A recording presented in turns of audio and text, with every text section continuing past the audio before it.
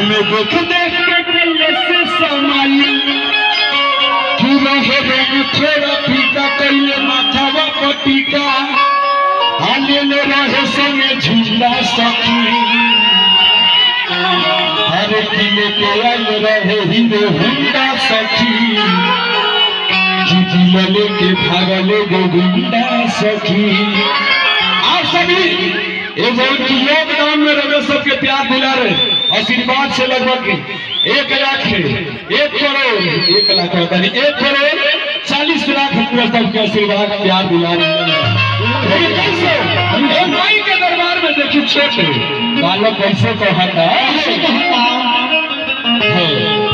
कहानियां बुझात आई वालों किराया पर है आई वालों किराया पर हो मर्द तक हिलावा लगाओ आई में के बड़ा साथ है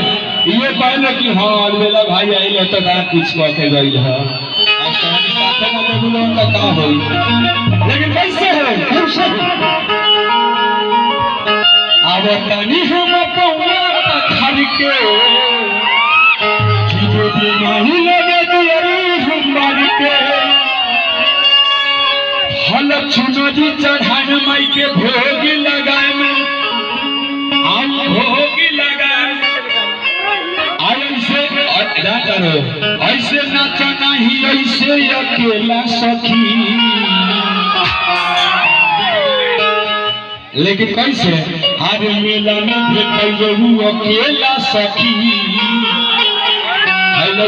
सारी भाई बुझाता तेल उखा ली लेकिन कैसे हर की मेला में भेटू अकेला सखी हर की दिल लेके भागल लगेला सखी लेकिन कैसे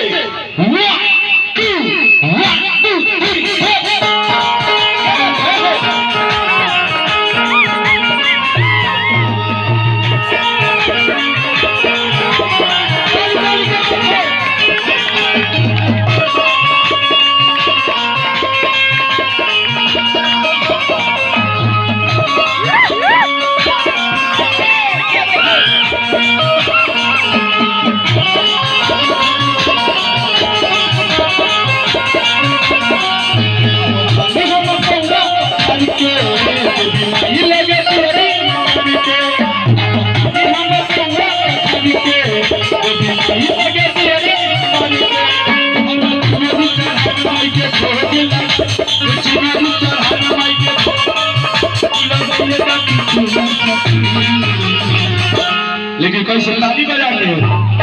पूरा क्या बात है आगे की मेला में भेटल अकेला सखी दिल के भागल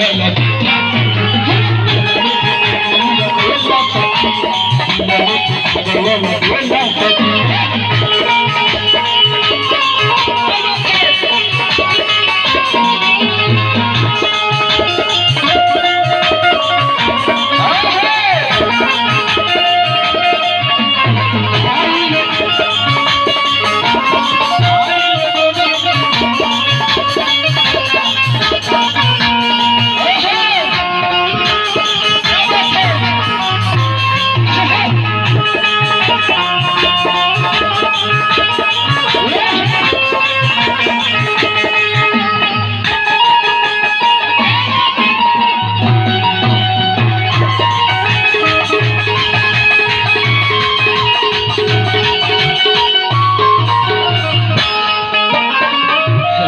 लेकिन जानता नहीं ये लोग बुझात आई वाले जानता रहे हैं एगो यही पर लोग गाना गा रखे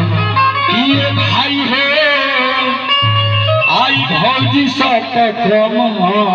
हिलावत माई के केतना गाना गाई कहके आई के समझावत नहीं खे हे भाई हो आहई भौजी सत हिलावत नहीं खे लेकिन लगता है ना बुझाता है बड़ी झिझिया गावे लेकिन कैसे और चिंता ना कर झिझियो हो हाथे मेला में गई सब खेला गई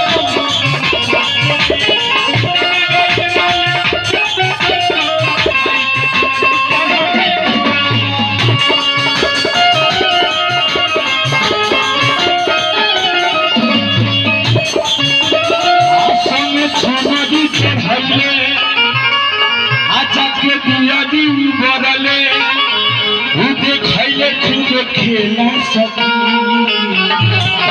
लेकिन कैसे अब मेला में कटैया हुआ खेला सकी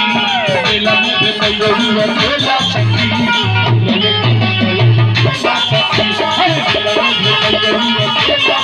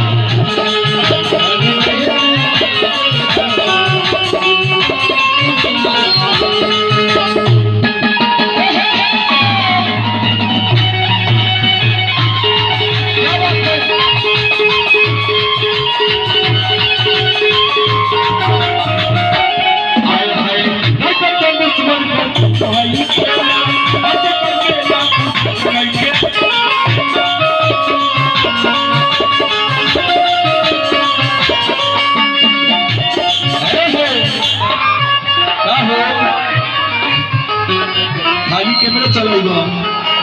ताली लगाना ना लगेगा लेकिन कैसे